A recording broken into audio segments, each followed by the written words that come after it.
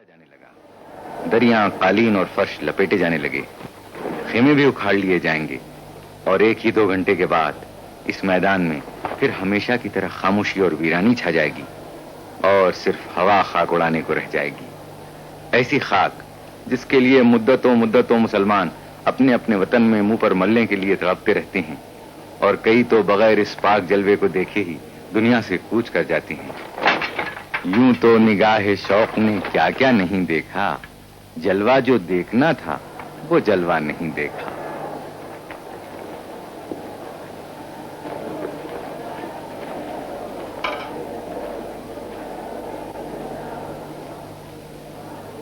خیمے اکھاڑ لیے گئے، لیکن ابھی یہ لپیٹ کر آئندہ سال کے لیے رکھے نہیں جائیں گے، بلکہ عرفات سے منا روانہ کر دیے جائیں گے، جہاں ابھی حاجیوں کو چند روز اور ٹھہرنا ہوگا۔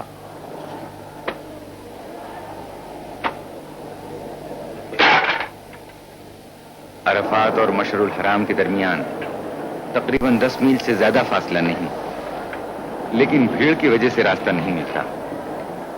موٹروں کو اتنا سا فاصلہ طے کرنے میں 3 گھنٹے لگ جاتے ہیں، اس لیے بعض حاجی پیدل چلنے کو بہتر سمجھتے ہیں، کیونکہ پیدل آدمی آسانی سے راستہ نکال سکتا ہے۔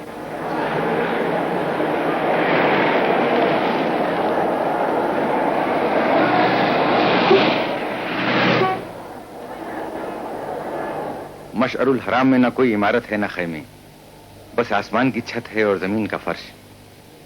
حاجیوں کو یہاں ایک رات گزارنی پڑتی ہے۔ رات ہی میں حاجی یہاں سے چھوٹی چھوٹی کنکریاں چن کر جمع کر لیتے ہیں، جو دوسرے دن منا کے میدان میں 3 شیطانوں کو مارنے کے کام آتی ہیں، تاکہ حضرت ابراہیم علیہ السلام کی طرح بدی پر نیکی کی فتح کے سبق کو پھر سے دہرا لیں۔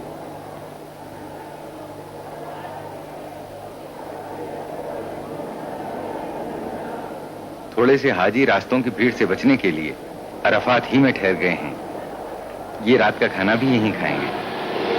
آدھی رات کے بعد یہ لوگ عرفات سے روانہ ہوں گے۔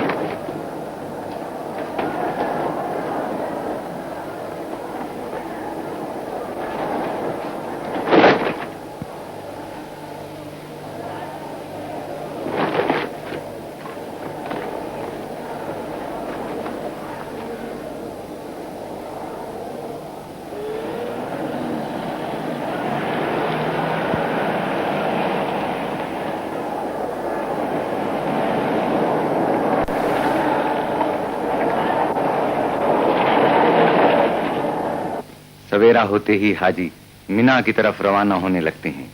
یہ رسوم حج طہارت دل و دماغ کے لیے ضروری ہیں۔ مختلف مقامات پر جا کر ارکان مقررہ کی تکمیل کرنا حقیقت میں نیکی، پاکیزگی اور وحدانیت کا سبق ہے۔ اسی لیے کہا گیا ہے، حج کے بعد آدمی اسی طرح معصوم ہو جاتا ہے جس طرح ایک بچہ شکم مادر سے دنیا میں آتا ہے۔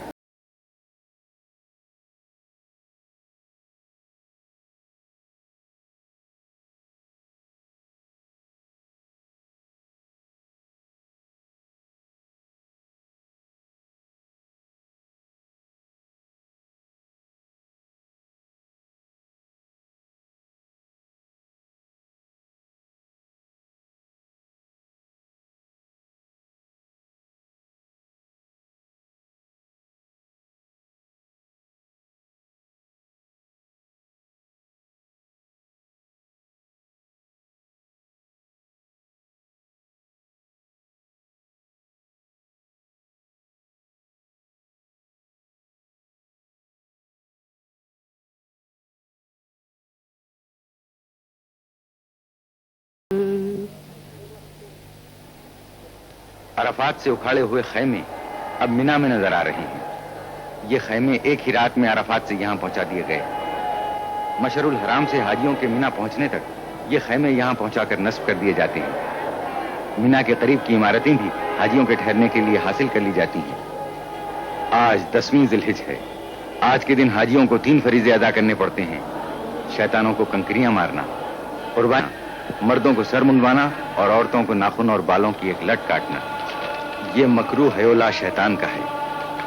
یہاں ایسے 3 شیطان ہیں۔ ہر شیطان کو 7 کنکریاں ماری جاتی ہیں۔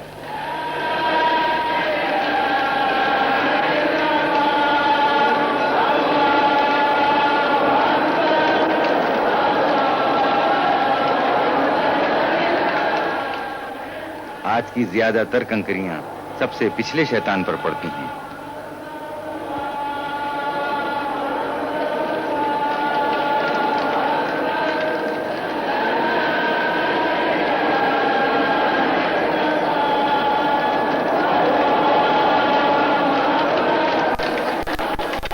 بعض حاجی کنکریاں مارنے پر اتفاق نہیں کرتے، جوش میں آ کر اپنے پھٹے پرانے چپل بھی پھینک مارتے ہیں۔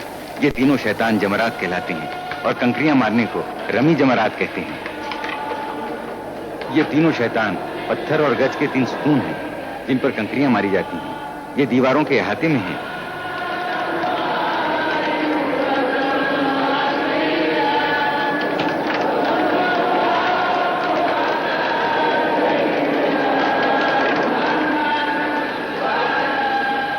بعض حاجی اپنے معلم یعنی رہبر سے کنکریاں مارنے کا طریقہ پوچھتے ہیں تاکہ نشانہ خالی نہ جائے اور فریضہ پورا ہو۔ بعض اپنی کنکریاں بار بار گنتے ہیں تاکہ اطمینان ہو جائے کہ تعداد سے زیادہ یا کم تو نہیں ہے۔ کنکریاں مارنے کا وقت 3 دن تک ہے، مگر سب حاجی ایک ہی دن میں یہ فرض ادا کر لینا چاہتے ہیں اور بڑے جوش میں ہوتے ہیں، لیکن اتنے آدمی ایک ہی دن میں یہ کام ختم نہیں کر سکتے۔ یہ سلسلہ 3 دن تک جاری رہتا ہے۔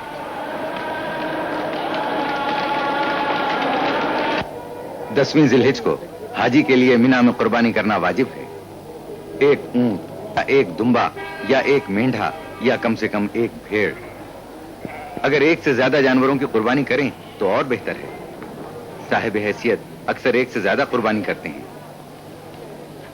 اگر حج کے زمانے میں کوئی ایسی لغزش ہو گئی ہو جو حج میں منع ہے تو اس کے لیے ایک قربانی الگ کفارے کے طور پر کرنی پڑتی ہے۔ قربانی کے لیے لاکھوں جانوروں کی ضرورت ہوتی ہے۔ ایک زمانے سے عرب اور عرب کے قریبی ملکوں ایشیا اور افریقہ سے جانور لائے جاتے ہیں۔ مینا میں بھی دوسرے بازاروں کی طرح جانوروں کا بازار ہے جہاں خوب مول تول ہوتا ہے۔ اکثر زبان کے اختلاف کی وجہ سے تھوڑی سی دقت بھی ہوتی ہے، لیکن مکے اور مج لیتے ہیں۔ جن کی زبان نہیں سمجھی جاتی یا جو عربی نہیں بول سکتے انہیں کچھ زیادہ ہی قیمت دینا پڑتی ہے۔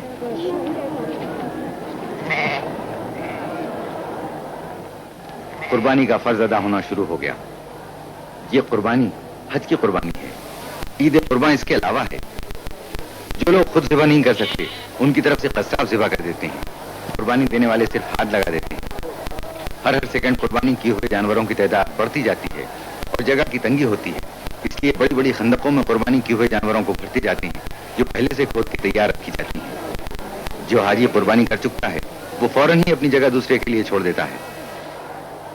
چھوٹے جانوروں کے علاوہ اونٹ کی بھی قربانی دی جاتی ہے۔ بلڈوزروں کے ذریعے خندقوں کو دبا کر برابر کر دیتے ہیں تاکہ ہوا خراب نہ ہو۔ قربانی حضرت ابراہیم کی یادگار ہے اور اللہ نے اس واقعے کو تاریخی اہمیت دے دی۔ مسلمانوں پر اس کو اس لیے فرض کر دیا کہ ایسی بے لوث بے غرض محبت پیدا کر لیں جس میں رتی برابر شبہ نہ ہو۔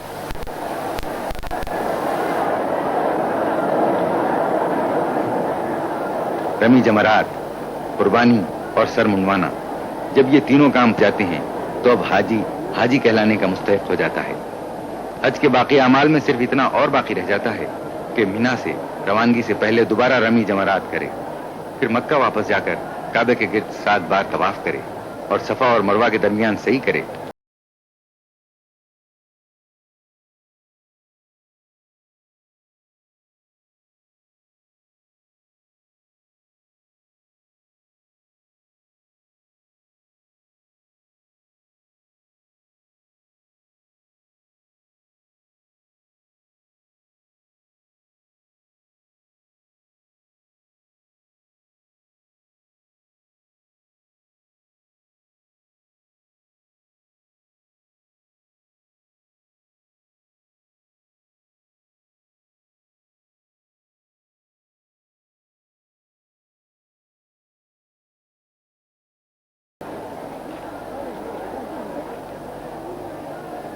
ذی الحج کی 11ویں تاریخ کو حاجی مینا سے رخصت ہونے سے پہلے دوبارہ رمی جمرات کرنے آتے ہیں. آج تینوں ستونوں پر 7 کنکریاں مارنا واجب ہے، اس ترتیب سے کہ پچھلے شیطان پر، پھر پہلے پر اور آخر میں درمیانی پر. اگر نشانہ چوک جائے تو دوبارہ کنکری ماری جاتی ہے. آدمیوں کی اتنی بھیڑ اور دھوپ کی تیزی کی وجہ سے لوگ بتواز ہوتے ہیں، اس لیے اکثر نشانہ غلط ہو جاتا ہے اور کنکریاں بجائے ستونوں پر پڑنے کے دوسرے حاجیوں کے سروں پر پڑ جاتی ہیں. اس طرح پھر نشانہ لگانا پڑتا ہے. یہ کنکریاں بھی پہلے ہی مشعر الحرام سے چن کر جمع کر لی جاتی ہیں. یہ تینوں ستون ان 3 مقامات کے نشان ہیں جہاں جہاں شیطان نے حضرت ابراہیم خلیل اللہ کو بہکانے کی کوشش کی. انہوں نے اس مردود کے 7 کنکریاں ماری جس سے وہ ملعون زمین میں دھنس کے رہ گیا. اسی طرح 3 بار ابراہیم علیہ السلام نے 7 حاجیوں کا 7 کنکریاں مارنا حضرت ابراہیم کی یادگار ہے، تاکہ ہر حاجی کو یہ یاد رہے کہ شیطان کے بہکاوے میں کہیں نہ پھنس جانا اور راہ رات سے نہ بھٹک جانا. حاجیوں کا قیام 3 روز تک مینا میں رہتا ہے. ان دنوں میں مقامی بازار کی رونق بہت زیادہ بڑھ جاتی ہے. بازار بین الاقوامی نمائش نظر آنے لگتا ہے. دنیا کے ہر ملک کا خاص اور عمدہ مال یہاں مل سکتا ہے. مقامی دکانداروں کے ساتھ دنیا کے دوسرے ملکوں کے تاجر بھی ہوتے ہیں جو حج کرنے آتے ہیں اور اپنے ملک کی خاص چیزیں بھی ساتھ لاتے ہیں. انسانوں کا ایک سمندر ہے. ان کے سر یوں نظر آ رہے ہیں کہ جیسے سمندر میں طوفانی موجیں اٹھ رہی ہوں. عورتوں اور بوڑھوں کو ایسی حالت میں بڑی دشواری کا سامنا کرنا پڑتا ہے، لیکن اللہ کی خوشنودی کا خیال بازوؤں میں جوش پیدا کر دیتا ہے. عقیدے کی پختگی ہر مشکل کو آسان کر دیتی ہے. آپ کو اس مجمع میں ہر ملک، ہر رنگ، ہر صنف اور ہر عمر کے لوگ نظر آئیں گے. مرد، عورت، بوڑھے، جوان، گورے، سانولے، زرد اور سیاہ فام. مینا کا میدان ایک چلتا پھرتا چمن سا نظر آتا ہے جس میں ہر رنگ کا پھول ہو، ہر چیز جدا جدا. مگر جس طرح وہ کام ایک کر رہے ہیں اس طرح ان کے دلوں میں بھی ایک نور ایمانی ہے، ایک حالت اور ایک خیال دل میں لیے ہوئے. اللہ اکبر، اللہ اکبر، لا الہ الا اللہ، اللہ اکبر. اے خدا تو عظیم ہے، تو واحد ہے، تو بڑا ہے. پچھلی خطاؤں کو درگزر کر آئندہ نیک رہنے کی توفیق عطا فرما، کیونکہ تیری رحمت بے پایاں ہے. رحمت پر تیری میرے گناہوں کو ناز ہے. بندہ ہوں، جانتا ہوں تو بندہ نواز ہے. رمی جمرات کے لیے ہر شخص دوسرے سے آگے بڑھ جانا چاہتا ہے. اس طرح جوش میں آنا اور شیطانوں کو کنکریاں مارنا عجیب نظارہ پیش کرتا ہے. مینا میں حاجیوں کے ٹھہرنے کا مسئلہ اب بھی توجہ کرنے کے قابل ہے. تمام خیمے اور وہ عمارتیں جو حاصل کر لی جاتی ہیں ان میں بھی ایک کی جگہ کئی آدمیوں کو مجبوراً ٹھہرایا جاتا ہے. پھر بھی ایک بڑی تعداد یوں ہی رہ جاتی ہے. مینا میں یہ ہے مسجد خیف. یہ اتنی ہی قدیم ہے جتنا دین اسلام.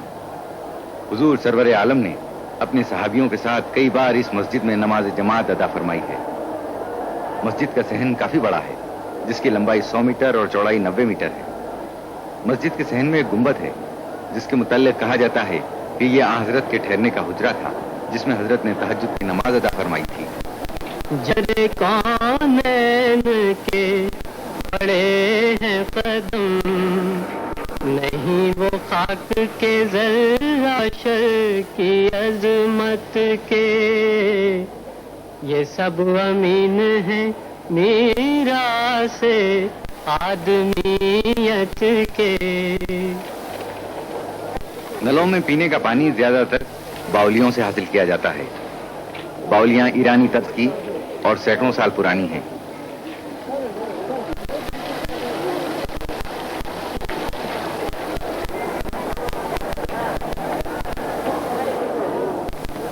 یہاں ایک بہت ہی خاص اور مشہور باولی بھی ہے. یہ باولی عباسی خلیفہ ہارون رشید کی زوجہ ملکہ زبیدہ نے بنوائی تھی، جو آج تک اسی کے نام سے مشہور ہے. حال میں سعودی عرب کی حکومت نے جدید طریقوں سے پانی حاصل کرنے کا بھی معقول انتظام کیا ہے. متعدی یعنی پھیلنے والی بیماریوں کی روک تھام کا بھی خاص انتظام ہے. سعودی حکومت کی وزارت صحت کی طرف سے ایک کیمپ قائم کر دیا جاتا ہے. اس محکمہ کے لوگ دن میں کئی بار آ کر تمام دکانوں میں، خیموں میں، عمارتوں اور مکانوں میں دوا چھڑک جاتے ہیں.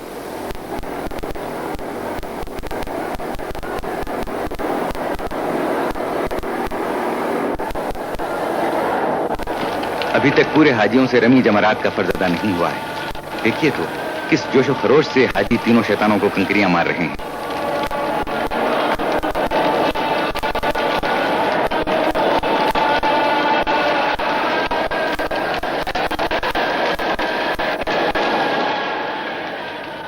शैतान कंकरियों में डूब गए हैं, यूं लगता है जैसे शैतान लानत के समंदर में गर्क होकर रह गया हो।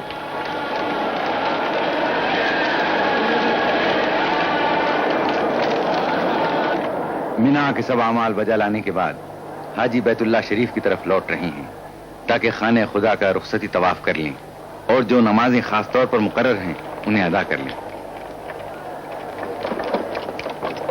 मिना से मक्का शरीफ 12 किलोमीटर दूर है। इस मुकद्दस तरीन और पाक मकाम पर खास लुत्फ आता है। मोटर कारों और बसों को भीड़ की वजह से रुक रुक कर आहिस्ता आहिस्ता चलना पड़ता है, इसलिए पैदल चलने वाले और मोटरें करीब करीब साथ ही मक्का शरीफ पहुंचते हैं।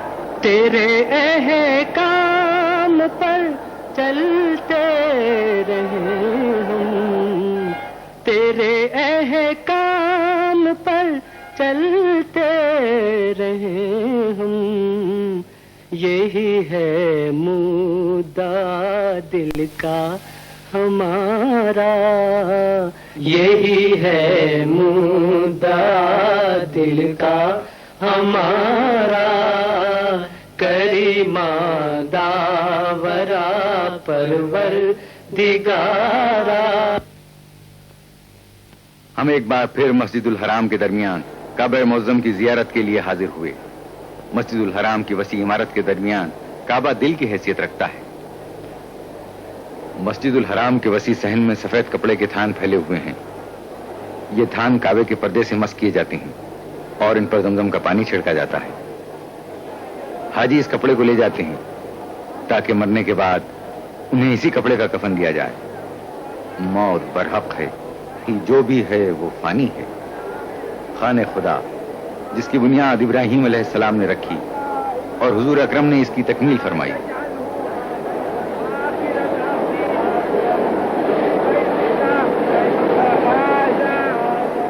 मस्जिदुल हराम के सहन में बहुत आला दर्जे के कीमती संगे मनवर का शानदार मिंबर है जो तुर्की के उस्मानी सलातीन का बनाया हुआ है और ये है मकाम इब्राहीम। कहते हैं कि वो पत्थर जिस पर हजरत इब्राहीम खलीलुल्लाह ने खड़े होकर अपने हाथ से काबे की दीवार बनाई थी यही मौजूद है। ये हजर अस्वद है। हजरत मोहम्मद मुस्तफ़ा सल्लल्लाहु अलैहि वसल्लम ने अपने दस्ते मुबारक से काबे की दीवार के दो पायों के दरमियान नस्ब किया। काबे का गिलाफ सियाह रंग के मोटे बुने हुए रेशम का पर्दा है जो खाने खुदा को अपनी आगोश में लिए हुए है। ये काबे के ऊपर से नीचे तक चारों तरफ लिपटा हुआ है। इसमें बड़ी कारीगरी से बुनाई में निहायत खुशखत पुरानी आयतें तहरीर की गई हैं। आयतें वही हैं जो अल्लाह ताला की तरफ से हज के अहकाम और तमाम दुनिया के मुसलमानों को आपस में इत्तेहाद और इत्तेफाक कायम करने की तालीम देती हैं। ये पूरा पर्दा हाथ का बना हुआ है। इस फिल्म की तैयारी के मौके पर जब हमारे कैमरामैन ने मस्जिदुल हराम की अक्कासी शुरू की तो आसमान बिल्कुल साफ था, लेकिन यकायक बादल आने शुरू हुए और देखते ही देखते सारा आसमान बादलों से ढक गया। मुश्ताक तजल्ली को बस एक तजल्ली दे, बढ़ जाए तरफ दिल की कुछ ऐसी तसल्ली दे। मुश्ताक तजल्ली को बस एक तजल्ली दे।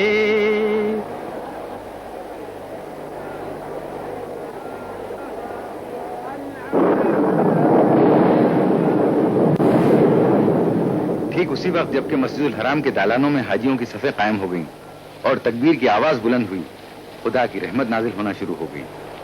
पहला कतरा गिरा, ये भी खुदा की मर्जी थी। जो लोग मस्जिदुल हराम के सहन में थे और काबा शरीफ का तवाफ कर रहे थे वो भी नमाज की सफों में शामिल हो गए और असर की नमाज शुरू हो गई।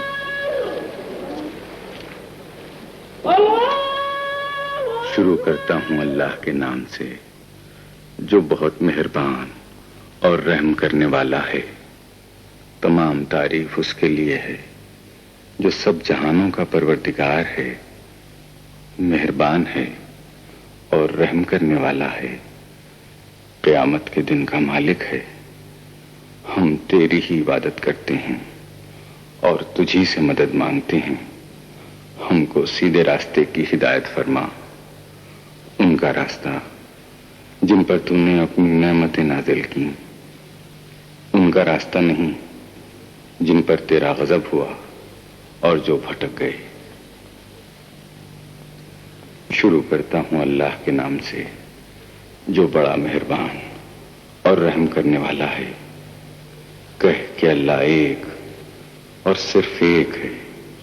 اللہ بے نیاز ہے، نہ وہ کسی سے پیدا ہوا اور نہ اس سے کوئی پیدا ہوا، ہرگز کوئی اس کا سا نہیں، وہ اپنی شان اور حیثیت میں اکیلا ہے۔ جیسے ہی نماز ختم ہوئی بارش بھی تھم گئی، بادل چھٹ گئے، پانی کے قطرے کعبہ شریف کے پرنالے سے اب بھی گر رہے تھے۔ سورج کی روشنی میں زیادہ چمک آ گئی، گویا ان لوگوں کی پاکیزہ دلوں کی روشنی نظر آنے لگی جو حرم خدا کے کبوتروں کی طرح بھولے والے سلو آشتی کا نمونہ بنے ہوئے اپنے پروردگار کا حکم پورا کرنے کے لیے دور دراز ملکوں سے آ کر جمع ہو گئے ہیں۔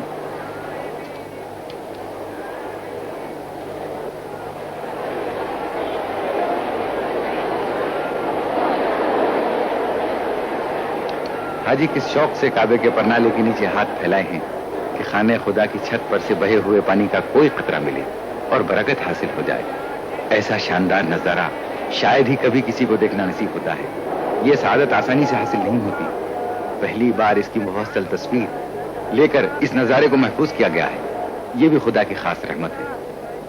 حاجیوں کے منا سے مکہ آنے کا سلسلہ جاری ہے۔ ابھی تک سب لوگ مکہ نہیں پہنچ سکے ہیں، اگرچہ منا سے مکہ کا فاصلہ کچھ زیادہ نہیں، باوجود کہ سب راستے یک طرفہ کر دیے جاتے ہیں، یعنی ادھر سے ادھر آنے والوں کو راستہ ملتا ہے، ادھر سے ادھر جانا بند ہوتا ہے۔ سعودی عرب کی پولیس بھی بڑا انتظام رکھتی ہے کہ سفر میں ذرا سی بھی رکاوٹ نہ پڑے۔ گاڑیوں اور پیدل چلنے والوں کی قطاریں الگ اور قاعدے سے بنا دی جاتی ہیں، پھر بھی اتنی تعداد میں گاڑیاں اور پیدل چلنے والے ہوتے ہیں کہ آسانی سے آگے بڑھنا مشکل ہوتا ہے۔ سفر کی رفتار بہت سست رہتی ہے، بہت ممکن ہے کہ حاجیوں کا آخری دستہ آدھی رات کے بعد مکہ پہنچ سکے۔ یہ ایمان کا جوش، یہ حج کا شوق 1400 سال سے جاری ہے، اس میں کوئی کمی نہیں ہوتی بلکہ زیادتی ہی ہوتی جاتی ہے۔ یہ پہاڑیاں جو مکے کے مقدس شہر سے صرف 9 کلومیٹر کے فاصلے پر ہیں، دین اسلام کی ابتدا کی خاموش گواہ ہیں۔ اسلام کی حیرت ناک ترقی، حق کی ایک آواز اور اس کا ساری دنیا میں اتنی جلدی پھیل جانا، یہ پہاڑیاں ان سب تاریخی حقیقتوں کی چشمدید گواہ ہیں۔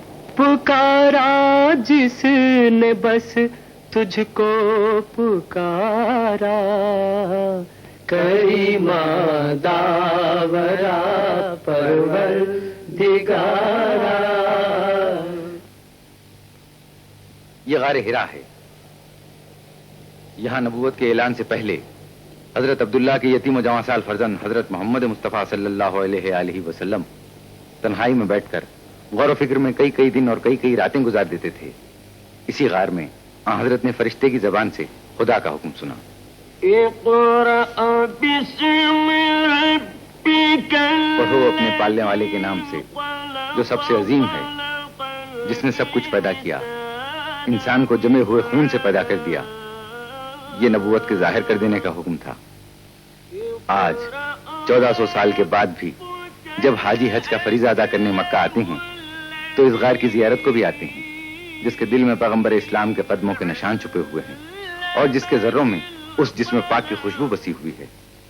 دل کے کانوں سے اسی وحی کی آواز سنتے ہیں، انہیں وہ نعرہ سنائی دینے لگتا ہے جس نے مردہ دلوں میں نئی زندگی کی لہر دوڑا دی تھی۔ غار ہرا پہاڑ میں ہے جو مکے سے قریب 5 میل کے فاصلے پر شمال میں ہے۔ راستہ پتھریلا اور دشوار گزار ہے۔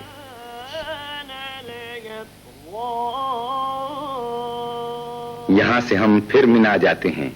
اب منا بالکل خالی، خاموش، جوتے اور کنکریاں کھا کر بڑا شیطان بھی چپ ہے، دوسرے شیطان بھی چپ چاپ کھڑے آئندہ سال کا انتظار کر رہے ہیں، جبکہ پھر حاجی آئیں گے اور تینوں شیطان ان کے ہاتھوں کی ماری ہوئی کنکریوں میں چھپ جائیں گے۔ سال بھر تک اپنے جسموں پر لگے ہوئے کنکریوں کے داغ مٹائیں گے تاکہ اگلے سال اور تازہ داغ کھا سکیں۔ منا ساری دنیا میں اکیلا شہر ہے جو سال بھر میں صرف 3 دن تک پورے جوش و خروش کے ساتھ یہ جاگتا ہے اور پھر سال بھر کے لیے آس پاس کی پہاڑیوں کے دامن میں منہ چھپا کر موت کی نیند سو جاتا ہے۔ قدرت کا شاید یہ بھی منشا ہو۔ انسان اس سے عبرت حاصل کرے کہ آدم سے پہلے یہ زمین خاموش تھی، ویران تھی، پھر آدم اپنے گناہوں کی پاداش میں زمین پر بھیجے گئے، ویرانیاں زبردست آبادیوں میں تبدیل ہو گئیں، نیکی و بدی کی جنگ ہوتی رہی، پھر ایک دن آئے گا، سور پھونکا جائے گا، قیامت آئے گی، سارے انسانوں سے دنیا ایک بار پھر خالی ہو جائے گی، سنسان ہو جائے گی۔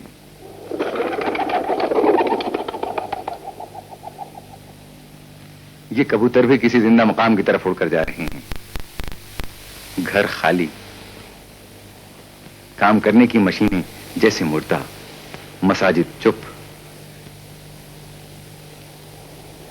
شاید کبھی اتفاقاً کسی راہگیر کے قدموں کی آواز سنائی دے، یا پاس سے گزر کر دور ہوتی ہوئی موٹر کے انجن کی صدا سے یہ گہری اور مستقل خاموشیاں لمحہ بھر کے لیے ٹوٹ جائیں، ورنہ اب سال بھر تک یہ خاموشی منا کی قسمت ہے۔ ہے سارے جہاں سے نرالا، یہ منظر ہے سارے جہاں سے نرالا، حقیقت کو دیکھے کوئی آنکھ والا، نہ آقا نہ خادم نہ گورا نہ کالا، نہ آقا نہ خادم نہ گورا نہ کالا، نہ فخر امارت نہ شرم غریبی، نہیں کوئی معیار ادنا و اعلیٰ، نہیں کوئی معیار ادنا و اعلیٰ۔ دبستان وحدت میں تقسیم گم ہے، منو تو کی تفریق و تعلیم گم ہے، منو تو کی تفریق و تعلیم گم ہے۔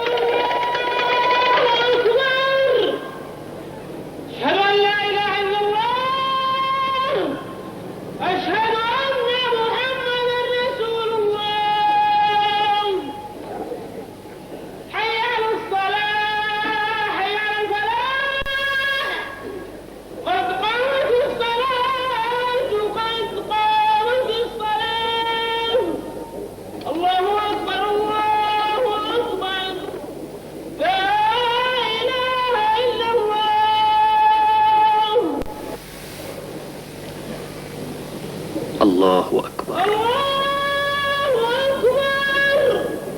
الحمد للہ رب العالمین الرحمن الرحیم مالک یوم الدین ایاک نعبد و ایاک نستعین اهدنا الصراط المستقیم صراط الذین انعمت علیہم غیر المغضوب علیہم ولا الضالین۔ والعصر ان الانسان لفی خسر الا الذین آمنوا وعملوا الصالحات وتواصوا بالحق وتواصوا بالصبر۔ اللہ اکبر۔ سبحان ربی العظیم وبحمدہ سبحان اللہ۔ اللہ اکبر۔ سمع اللہ لمن حمدہ۔ الله أكبر. سبحان ربي الأعلى وبحمده. سبحان الله. الله أكبر. أستغفر الله ربي وأتوب إليه. الله أكبر. سبحان ربي الأعلى وبحمده. سبحان الله. الله أكبر. الحمد لله رب العالمين الرحمن الرحيم مالك يوم الدين إياك نعبد وإياك نستعين اهدنا الصراط المستقيم صراط الذين أنعمت عليهم غير المغضوب عليهم ولا الضالين.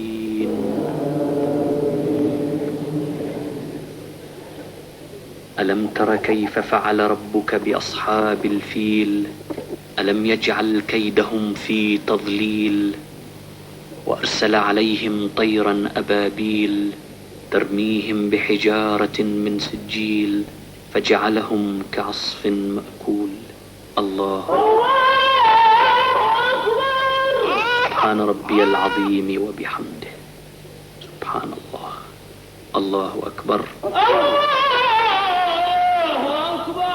سمع الله لمن حمده. الله أكبر.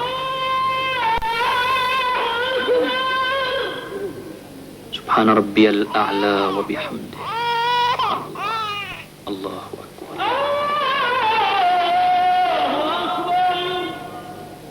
استغفر الله ربي وأتوب إليه. الله أكبر. سبحان ربي الأعلى وبحمده. سبحان الله. الله أكبر.